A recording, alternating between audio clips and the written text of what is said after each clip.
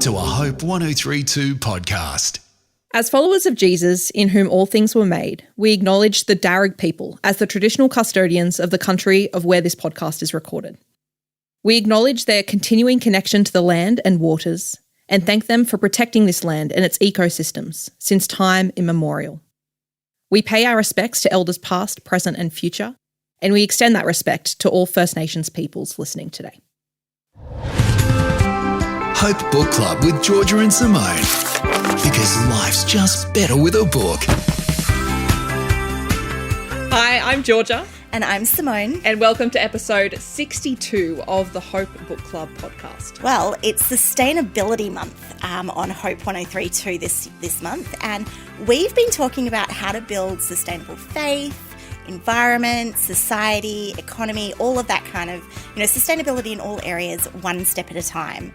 So we thought we would delve into the complexity of books and sustainability, or, publish and sustainability in this episode.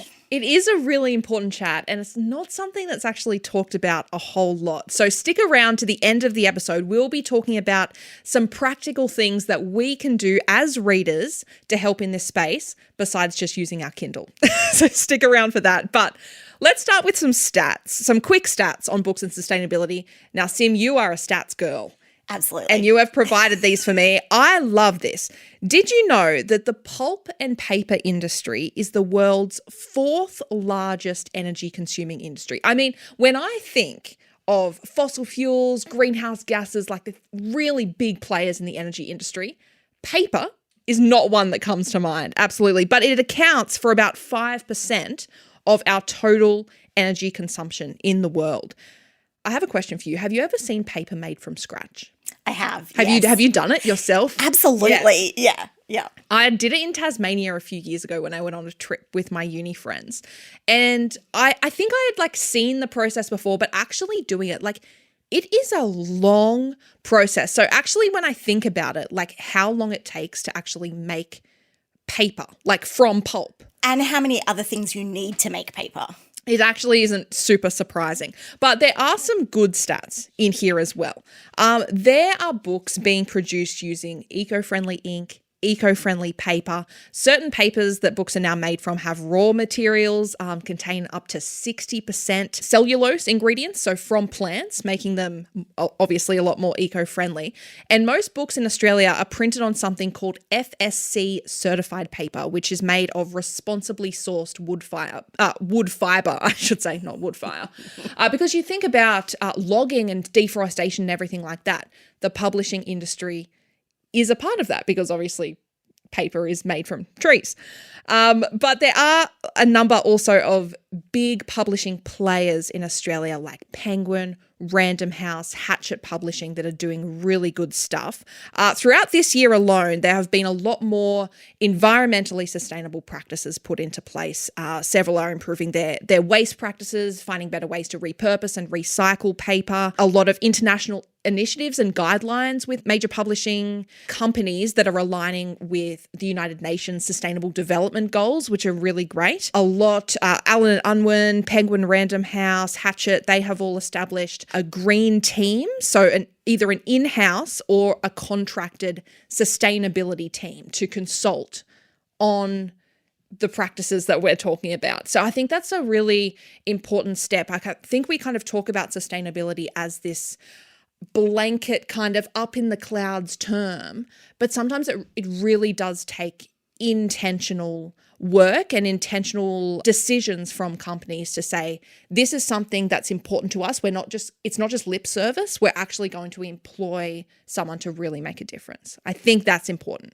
And I love that they also take it one step at a time as well. They're not trying to overhaul the entire industry straight up. They have their goals and they're working towards it. And I love that. And to be honest, those stats, and as I was looking into it, is far more hopeful for a future sustainable, sustainability in books than I was expecting, which for me was amazing because I feel like books, they play a huge role, not just in other areas of sustainability. We talk about they have a cultural impact. They're instrumental in sort of, sustainability of our society, our faith.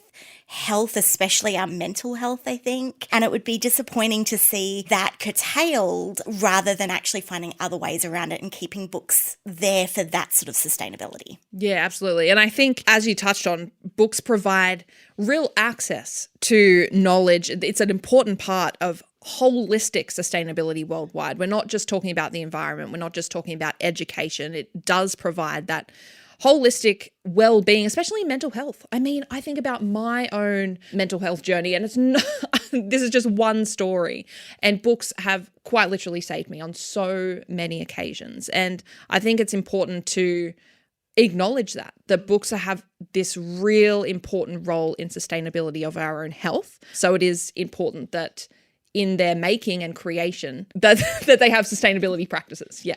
Absolutely. And look, Georgia, I have to admit, when I was looking into like the sustainability stuff as an ebook reader, I kind of assumed like it was just way more effective to go environmentally friendly with books that are digital, audiobooks, all of that. Yeah. And it turns out that's not true.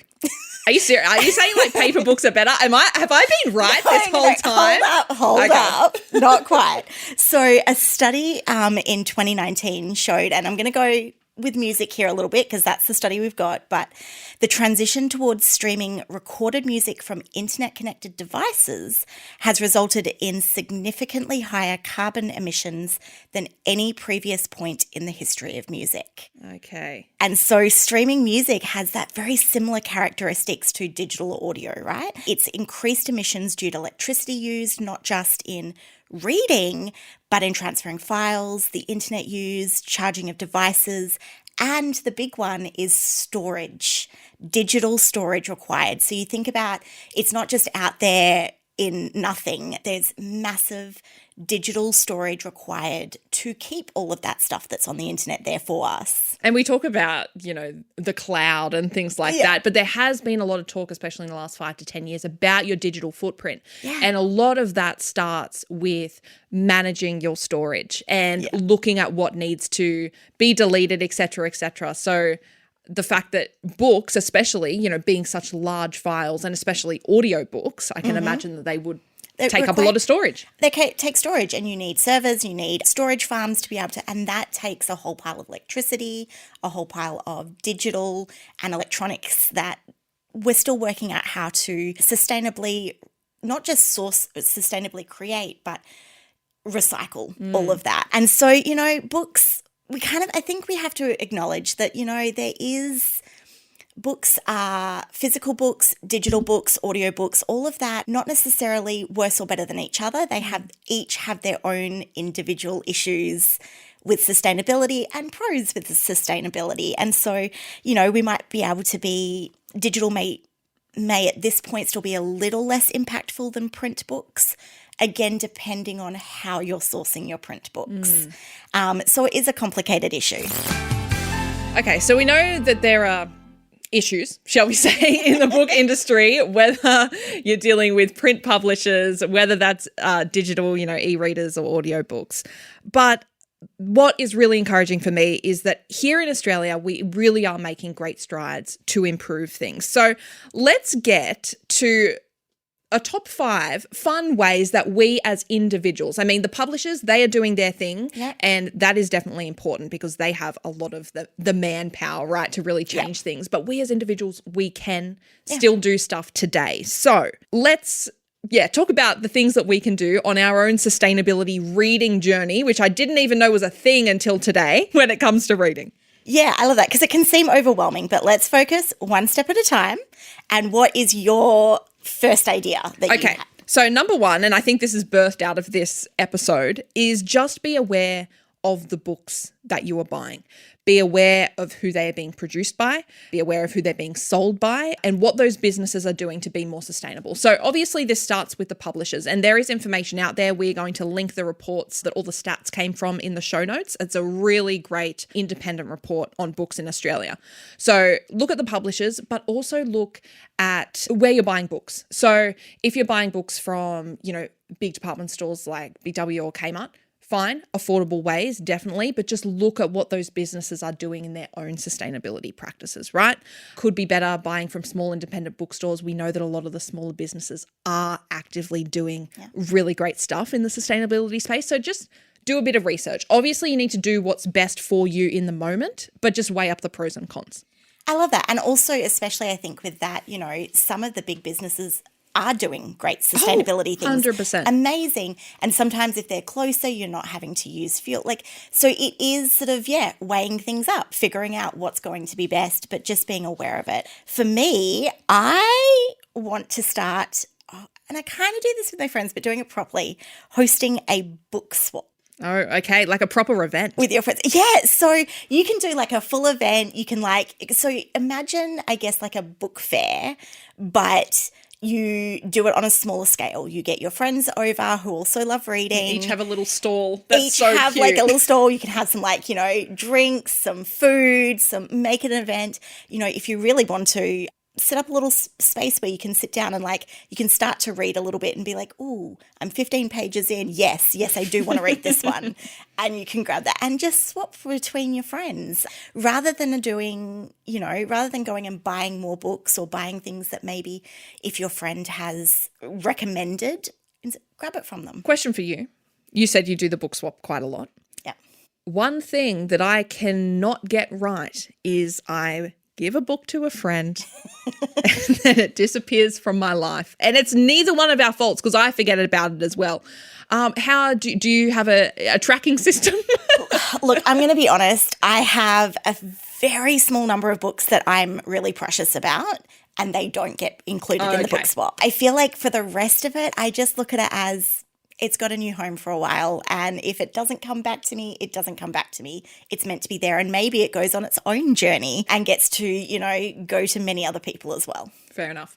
All right, number 3, we talk a lot about libraries and how amazing libraries are, which they are, really sustainable. Please use your libraries. But if you have a lot of books like me, you can actually become a library. You can become a library for your friends and community. And I know this is going directly against what I just said about how I never get my books back from my friends. But I feel like if I had a proper library system with a stamp, like in a library card situation, maybe I could implement fines. No. Yeah. Look, this is all things we actually need to work out because you all know we love our books, we love our reading, and we had Braden on earlier this year who is also a book lover and has had to move away. So he donated some of his books to us before he left. And we have now suddenly got here a whole pile of books and we thought, you know what? There are a lot of people in the Hope office that love reading. So we're starting our own library here and a Hope Office library. Hope Office library with all of the books. So we're definitely getting to explore that dream of being librarians ourselves and working out how to make that work. I know. I feel like, does one of us need to be the strict librarian and one of us needs to be like the bags on the nice really one? Nice one? No. Okay, fine. I think I could do the stricter one really well, actually. I already did talk about finding my friends, so clearly I'm fine with that.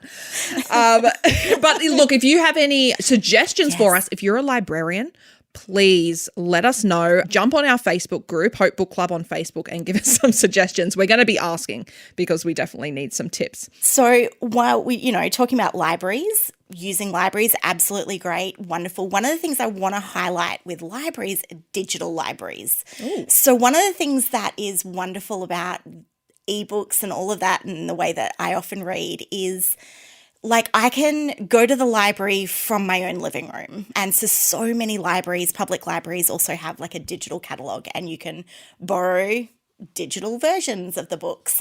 So definitely think about that.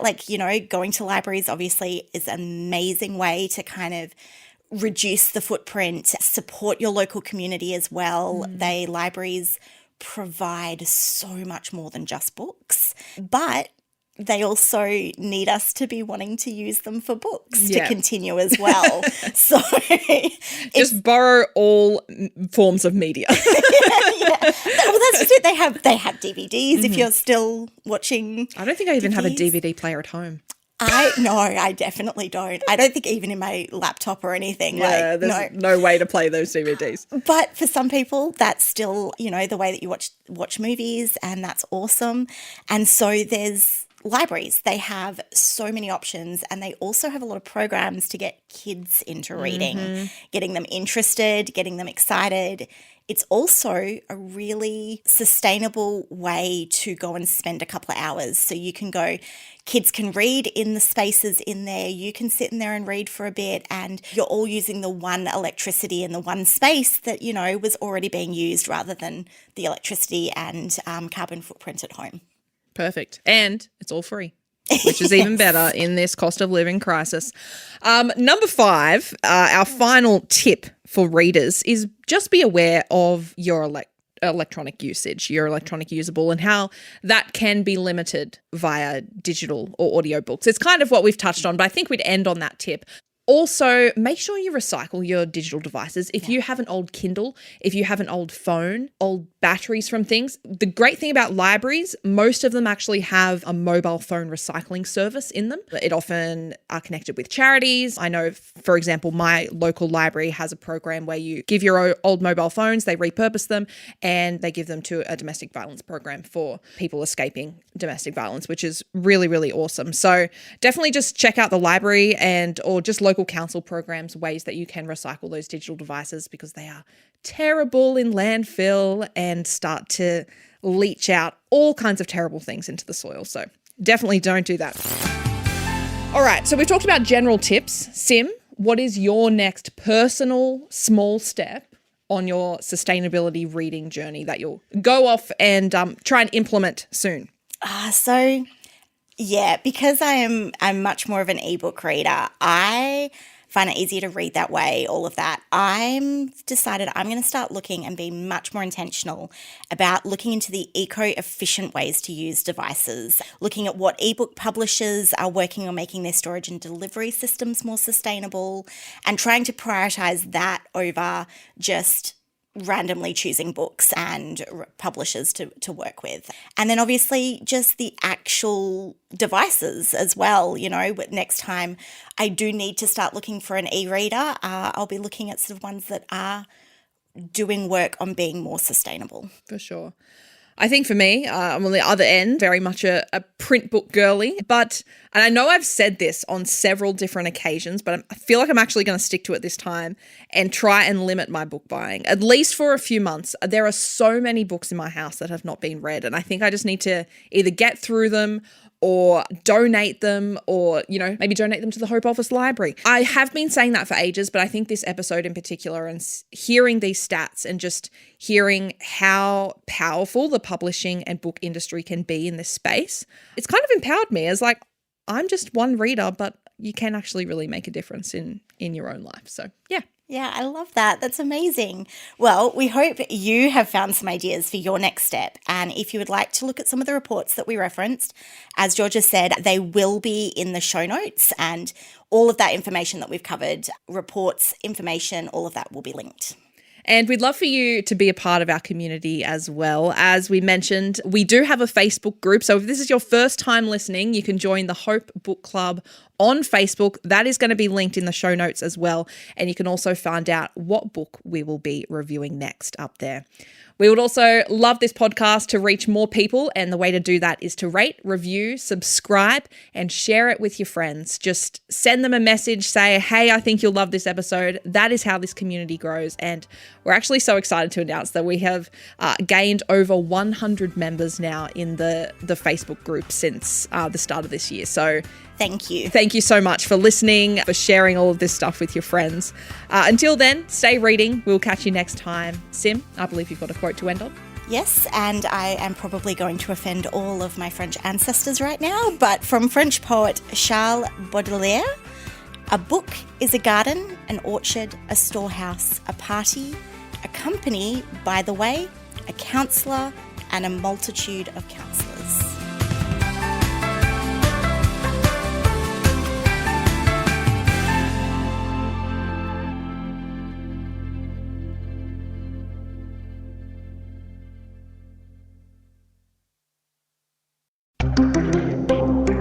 1032.